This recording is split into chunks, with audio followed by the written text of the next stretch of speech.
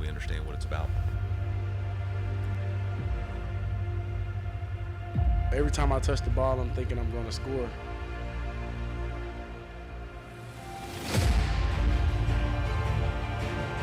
And this is our chance to write our part of the story. The wheels, ball, nose, touchdowns! Like he looks like he wants to take someone's head off. Oh, picked up! Into the mix!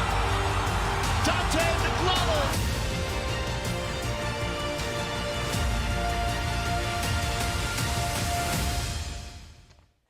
If your heart is still racing from that game on Saturday, you're not alone. Welcome into the Tiger Kickoff Show. Jacob Siciliano as we break down what was a wild Saturday at Auburn. Quentin Corpuel, Zach Sweet, Chase James from the Missourian as we get to break it down. Quentin, you said it was going to be a ugly, disgusting, terrible, horrible game at Auburn. What were your initial reactions from the Tigers' double-OT win? I think Jordan-Hare Stadium is merely grounds for experimentation under the watch of football gods who simply desire the most mind-bending outcomes possible, and it happens in Auburn, Alabama. And while this year didn't have as many mind-boggling plays as 3 years ago when Mizzou lost in overtime, they still went into double overtime this time. Mizzou once again found a way to win a close game, and Auburn once again found a way to lose a close game. You guys weren't listening to the broadcast because you were actually there, but they used the word haunted several times to describe Jordan-Hare. It was crazy. What did you experience? I mean, haunted is definitely a word, but in my 2 years on the beat, that is my favorite game I've gotten to cover. That was unbelievable. Jordan-Hare, the atmosphere there, everything about it, I could not believe it when I got there. In Missouri, they looked dead in the fourth quarter. They looked absolutely dead, and they found a way to win games, and that's what good SEC teams do. They go on the road and win games. An SEC road win, I don't care how ugly it is, all that matters is the result on the scoreboard, and Missouri got it. Yeah, I think when we got to Auburn, I realized that was a Southern environment. That is the most Southern environment I've ever been in for football. I'm not going to make the argument that Mizzou doesn't belong in the SEC. It does, but you could tell the difference, and that was probably the most stressful game I've ever had to cover. But overall, I think it was an ugly game, but Mizzou found a way to win like they have for most of the season, and even without the run game getting really a rhythm like it should have, they still found a way. Mizzou found a way, but let's check out the good, the bad, and the ugly. Tigers in front of 88,000 in Jordan-Hare. Bo Prabula leading the boys out. Opening drive for Auburn. The Tigers of blue and orange. Long drive. Jackson Arnold punches it in. 12 plays, 75 yards. Just like that, they lead 7-0. We haven't been able to say this often this season, but I love the way Hugh Freeze called that drive. Jackson Arnold was getting the ball out quick. He was scrambling really well, and a 12-play, 75-yard touchdown drive. I thought it set the tone for the game, but clearly it didn't. Arnold, 325 passes without an interception. Toriano Pride, no respect for that. Breaks the streak, 2 yards on the return. It sets up a Robbie Meyer field goal for the Tigers. Yeah, that interception was crazy. I was not expecting it. Arnold, I don't think was expecting it. That was a terrible decision. Just a poor read, and Toriano Pride was in the right place at the right time, right when Missouri needed a big play. As the game looked like it might go off script, like the Texas A&M game, they get the job done. Tigers at the doorstep. Ahmad Hardy in for the 2-yard touchdown run. Tigers take the lead 10-7. Yeah, first couple of drives, Mizzou offense were tough, but this one they finally got what they wanted. They used a lot of screens and movement on the passes to get there. And Hardy finds his first score of the night. He's going to get another one later on, even though. Missouri driving again. Bo Prabula, oh no, he's intercepted again. The pick streak lives on. It kills a 12-play drive, and the Tigers, another errant throw. The Auburn front seven was doing a really good job of getting pressure, especially on blitzes all night long. Prabula was forced to throw quickly often, that one ending in an interception with a throw behind the receiver. We go into the third, and Jeremiah Cobb, Swiss cheese into the secondary. He's running free.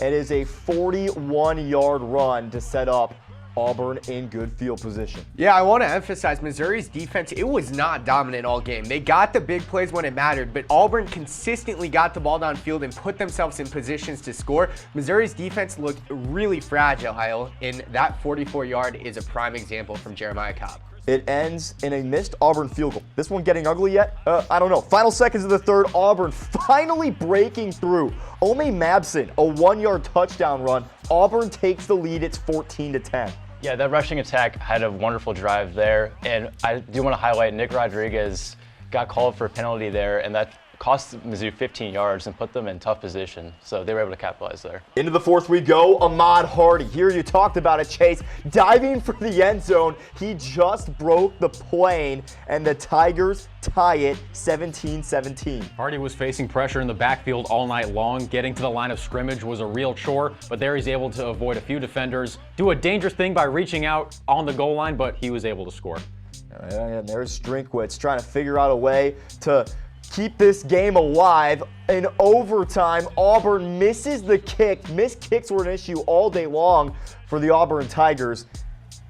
Yeah, Auburn's offense went backwards 7 yards there and put McPherson in a tough spot. He missed 3 field goals, none bigger than that one. Gave Missouri an opportunity to win on the next drive with points of any kind. Missouri, again, all they need is a field goal. Robbie Meyer, career long 40. This from 38. No good. He missed the kick.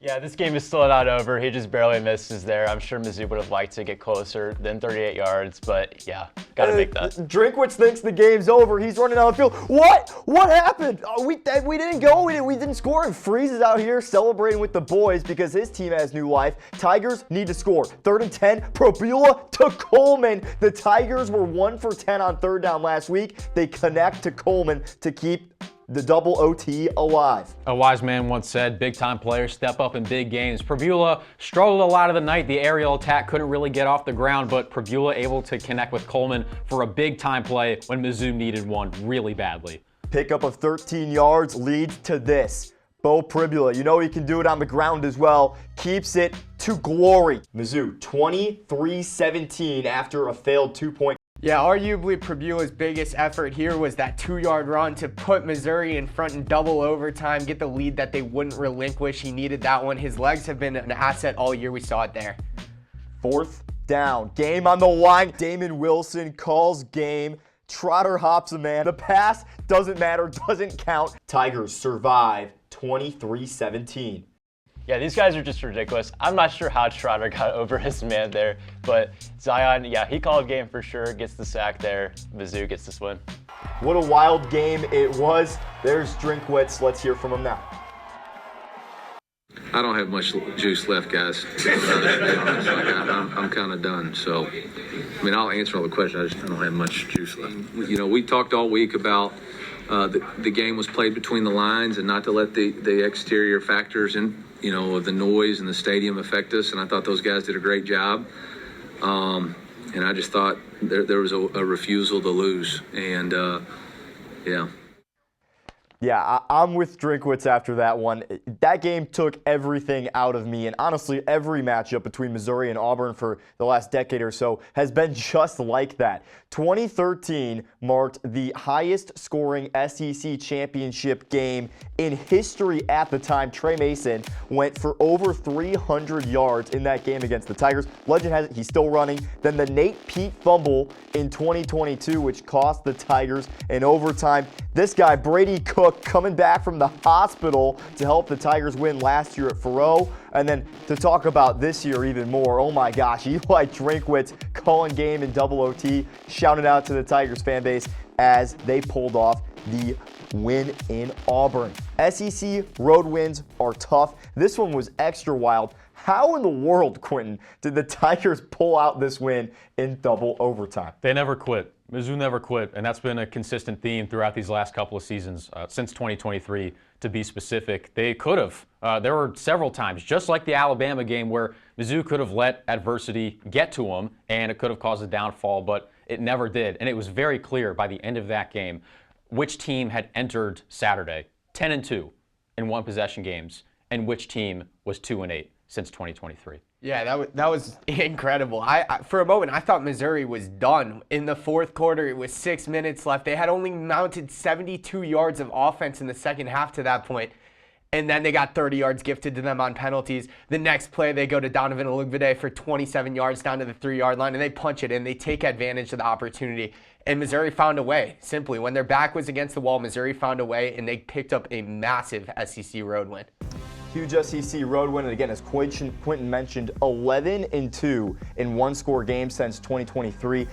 The Tigers are extremely good in the fourth quarter. 14 wins when trailing in the fourth since 2023 as well.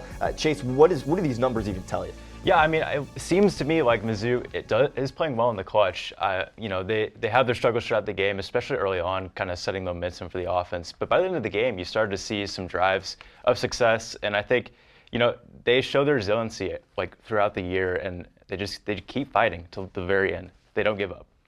I'm sure you heard the bite from Zion Young when he went out there for the coin toss. Is he one of the guys that is bringing this clutchness factor? But it's been there for the last couple of years as well. Where is this coming from? Yeah, absolutely. I think just as a whole, and we'll talk about him a little bit more later, but he's a completely different player. And he was deservedly named co-SEC Defensive Lineman of the Week this week. He affects the game, and to top it off, he talked. He talked really loud on that coin toss, and he backed it up, which is so cool. That is so cool. And I think when you look at people who stepped up late in the game, that front seven was money. Yeah, I mean, it's one thing to say all that at the coin toss, and then it's another thing to go out and then in overtime have a tackle for loss, a sack, make a difference. That defensive front, Auburn went backwards in overtime. It was unbelievable to watch. I think they were in 7 plays and mounted no yardage. Missouri's defensive front won them that game late on. They made the plays when it mattered, and it was really awesome to see. And like Quentin said, we'll talk about Zion later, but the difference from him last year to this year is remarkable. It's crazy. He's a whole different creature out there. It's awesome. Yeah, if Zion and this defense continue to do what they're doing, they have every right to talk. So as long as they keep it together, I think in the future, you might see some more trash talking from Zion Young. Well, hey, we just heard a lot of talk about Zion Young. Why not hear from Zion Young and the Tigers starting quarterback? With our schedule, with everybody's schedule right now, and the way it is in this conference, you got to take it 1 week at a time. You can't look forward, you can't look back. It's, Monday, Tuesday, Wednesday, Thursday, Friday. It's getting better each week because I think, as a team and then personally, there's still a ton of room to grow, and I think we have an opportunity, and I have an opportunity to learn from my experiences so far and our experiences and grow and get better. I was just doing my thing. So that's me. That's me. Y'all see it. Like I said, y'all see a lot more than, as the games go on. Y'all see a lot more than Zion. I'm still trying to figure out why Zion Young has his gloves on, but number 9, he's just game ready. He's game ready at all times. Always. Number 9 has been the player to watch on both offense and defense for the Tigers.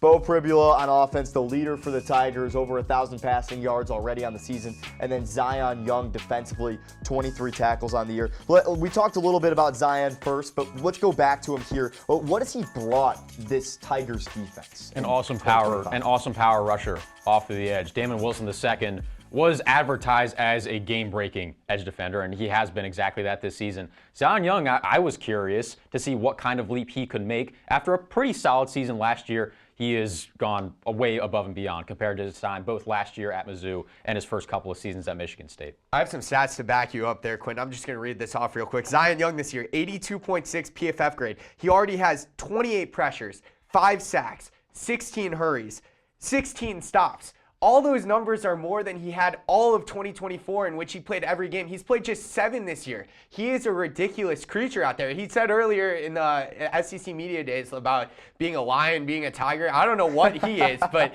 he's awesome. He's so fun to watch. Him and Damon Wilson off the edge really bring it in. Missouri's defensive front continues to be the strength of this team. And you can't find guys around the country with the energy level that he has. I think this entire defense feeds off that energy, and I think especially compared to last year when he first got here, you see a lot more leadership from him, and I think that's been really important for this defense. Now moving forward to Beau Pribula, he's a guy that has made some stellar plays. He was one of the reasons the Tigers won the game, but he's also put the Tigers in some tough spots Where are you at with the Tigers starting quarterback? So growing up a Giants fan, I have ample experience in defending quarterbacks who face a ton of pressure, who are facing 2 to 3 guys in their face pretty consistently, and that's what was happening against Auburn. I love the way Kirby Moore called the offense in trying to get Pribula to throw the ball quickly when facing loaded boxes, when facing blitzes, which is what Auburn did pretty frequently on Saturday. The only problem was sometimes Pribula would misplace the ball, which is what happened on that first interception when trying to go for the guy in the out route. Yeah, I'm going to back you up. Pribula, on 47 dropbacks on Saturday, was pressured 16 times. That's the most this year. Also, Auburn blitzed over half the time. Missouri's offensive line can only do so much when Auburn is bringing pressure every play, and Pribula made some plays. Now, I'm going to play a little devil's advocate. I do agree with you in defending Bo. I think Bo is heavily involved in the reason Missouri won that game. But you can't throw 7 interceptions in 7 games. It just can't happen. Some of those decisions have to get better. He has to take what the defense gives him in terms of dump-offs. He can't keep forcing balls, because if you keep throwing if you throw an interception a game, your team eventually it's going to catch up with you and you're going to lose one of these games.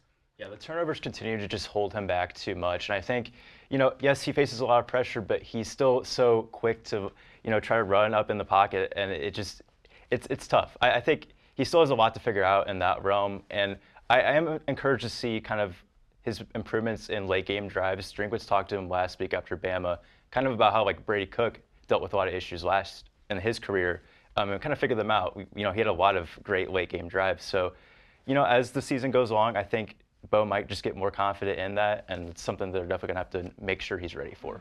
Yeah, he was able to orchestrate that game-winning drive in double OT, but again, that interception streak continues on. Again, 7 interceptions on the year. Let's take a look at the numbers from Mizzou Auburn.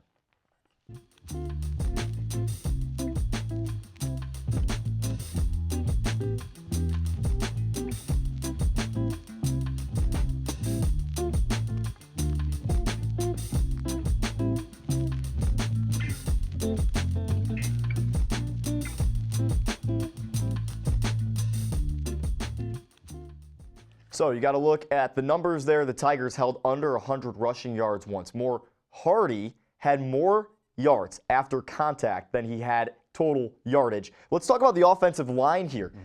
Getting pushed back consistently in the run game. Is this a piece and a unit that we have to be concerned about now, Quentin? It's so interesting because, again, Auburn was loading the box. Bo Pribula told us after the game they were rushing more guys than Mizzou was literally able to block, and that's naturally tough on an offensive line. But we also have to consider the following. Last week against Alabama, the rushing attack couldn't get off the ground in large part due to Alabama's ability to control time of possession. Again, plus 17 in time of possession. This week, the time of possession battle was not nearly that lopsided.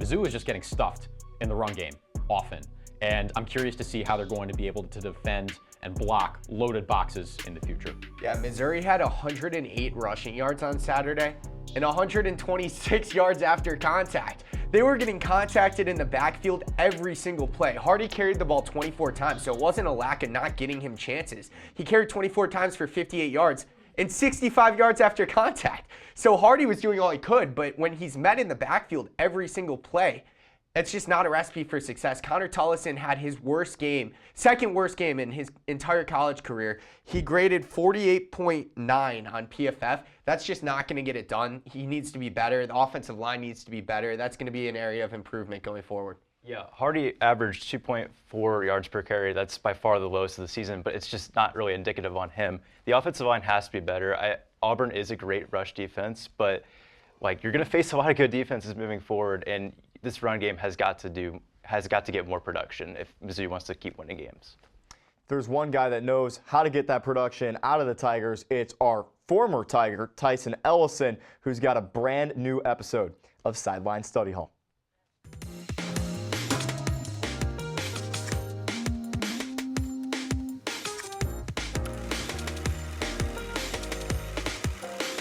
The Missouri Tigers broke the Jordan Hare curse. Nate Peat couldn't finish through the line. Don't worry, Ahmad Hardy and the Mizzou Tigers offense this week did and took the win in overtime when it mattered most, despite their best efforts to throw this game away early. You're going to see here Keldrick Falk, one of the best defensive ends in college football, against the outside zone that Mizzou has become famous for running. But there's miscommunication at the front. Keegan Tross can't get back to Falk, and he's going to be in the backfield before Ahmad Hardy can even start this run.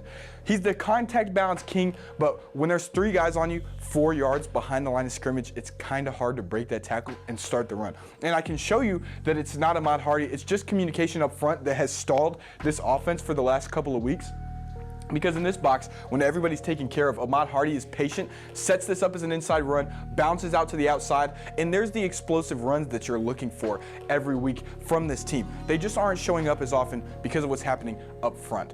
So now, take a look at Bo Pribula, right? 3rd down and 28. You may not pin this one on him because he has to get to the sticks. There's an interception, and that's understandable because it's a desperate situation. This is what you should worry about for SEC games going forward. Take a look at the box here. There's 8 players for Auburn, 7 that are able to block for the Missouri Tigers. So you know before the snap, there's going to be somebody running free. You got to get to your quick route. And there's Josh Manning right across the middle of the field, wide open. You got to get it to him because the defense is playing at the sticks. Instead, what happens is Pribula gets pressured. That ball is thrown right into the hands of the Auburn defender. And look, we're in the 4th quarter. This play could have been incredibly detrimental to the Missouri Tigers in their comeback efforts. Luckily, it's going to fall harmlessly to the ground.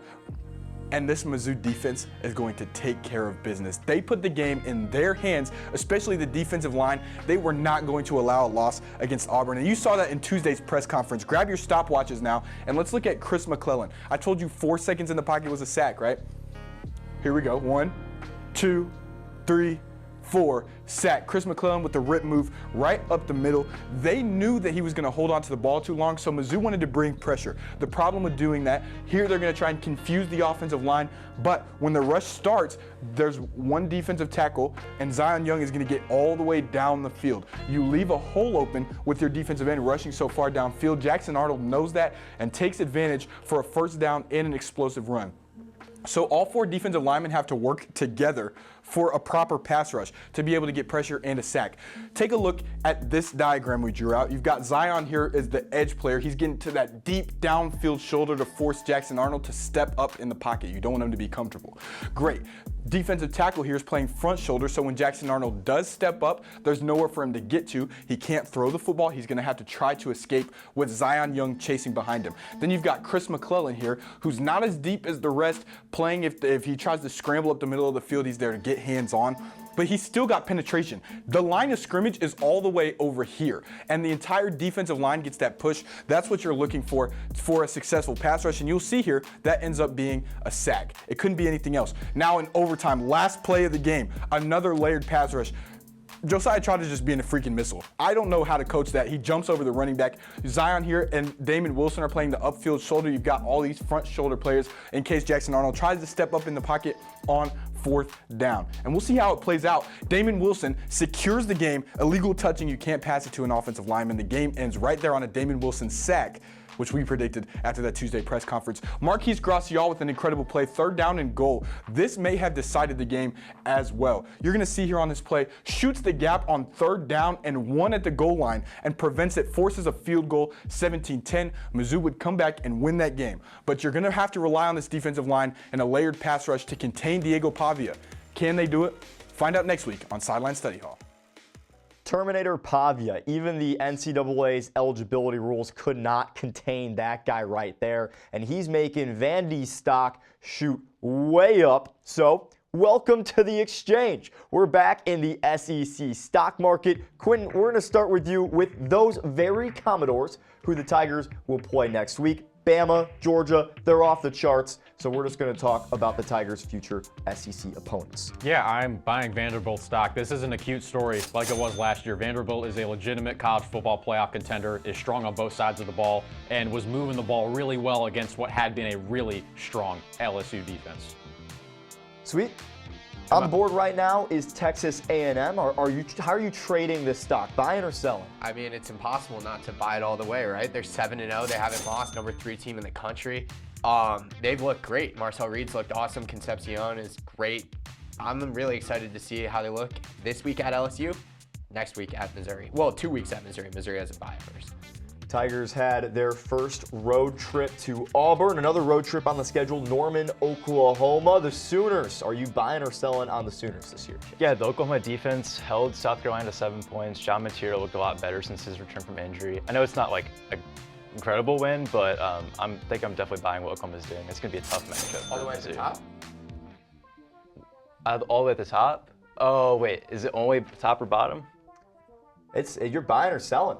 Okay. You can't halfway buy. Maybe you're just not trading. Hey, I'll just buy But it. you know what? We're going to move on here quickly, and this is a very controversial stock right now. It is the Missouri Tigers.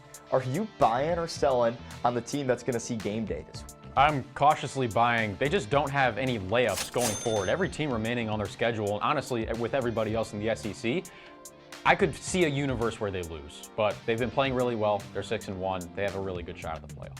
I'm staying away from the stock at all costs. I'm putting it right in the middle, and I'm not buying nor selling. I want to see how they look this week at Vandy first. Great road win, but I want to see how they look at Vandy. I respect that. I'll go ahead and buy it. I'm definitely not going to sell it. I like what Mizzou's doing right now, but yeah, Vandy is going to be a big test to see just how far they're going to go. Buyer's market. Is a buyer's market in the SEC for sure. These road wins are tough as well, but hey, there's one thing that has been going mile high in the stock exchange, and that's been punishments and take it to the grave. Yeah, we got more of them coming. It's time to spin the wheel of misery. Just like Bo's pick streak, I've got a pick streak of getting picks wrong. So I'll have to spin this thing again along with my good friend Chase. It's every week. I haven't had water right, okay? At least Bo didn't throw a pick against UCA and KU, all right? Give that man some props. Hey, I'm not faring much better than you. Brett Norfleet, no touchdown for him. So here we go. Oh, he got slime. I'm getting wonderful. Zach and I know a good deal Jacob, about give me that back. one. And, let's do this for, I don't even know how many times it's been. I need a save. Quentin got saved. Chase got a save. That's not a save. Oh, t-shirt toss. Oh, man. That's like basically the teddy bear version of Sideline study hall. Safe for Jason. That's sweet. Let's take it to the AP poll. Ohio State, the one team in the poll that did not move, and then you can see Texas A&M, the Tigers' future opponent, who they'll see at Faroe in a few weeks, sitting in the top 5 at 3. Now, one team you don't see there in the top 5 is Miami, who caused a lot of this sliding up the polls to happen at the top, losing yet another game they were supposed to win. There you do see Miami at number 9, along with Missouri's opponent this week in Vanderbilt at number 10. A lot of SEC Big Ten dominant in the top 10. Yeah, and then you have Mizzou at 15 here. I was expecting maybe to jump up to 14, but I think 15 is reasonable. And then you have Oklahoma there, future opponent, as well, jumping up to 13. Jumping here, you see Tennessee, LSU, a couple other SEC teams. Florida. Yeah, with Memphis's loss to UAB over the weekend, the South Florida Bulls, I think, are now in pole position to take that Group of 6 spot in the college football playoff. I don't care who you are, but you do not deserve to drop 10 spots. LSU dropped 10 spots to number 20, losing at number 10 Vandy. Crazy. All right, and before we say goodbye and good night here from the Tiger Kickoff Show, we want to take you back to just that last moment from Mizzou, Auburn. Here he comes in motion. Arnold. Taken down! Gets rid of it to his offensive lineman. And that's how it will end. There's a flag for the illegal touching, but that won't matter. In motion comes Coleman to the left. Arnold takes the snap. Pressure comes backside. Hit and sacked. Ball game winner. Throws it to an offensive lineman who slides down shy of the first down, and Missouri's got an overtime win. The Tigers win it in 2 OTs. Let's sort out the flags. Coleman comes in motion, near side. They bring an extra man. Arnold tackled in the backfield. He gets it away to a tackle who goes down, and Missouri has won the game. Flag down, but it's going to be an eligible receiver. And Missouri has won it. Goosebumps? Goosebumps? Goosebumps? Oh, for sure. Yeah, that Heart was racing again. It was a fitting end to the game, considering how well the front seven had played all night. completely fitting. And the more I watch it, Josiah Trotter leaping over the guy is incredible. I saw it live, but wow.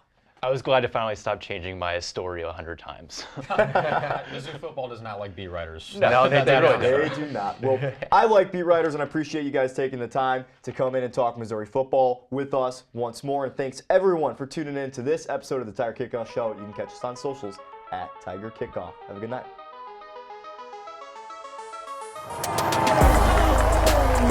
Hands up, baby. We love God. This is Harrison Mavis. Watch the Tiger Kickoff Show.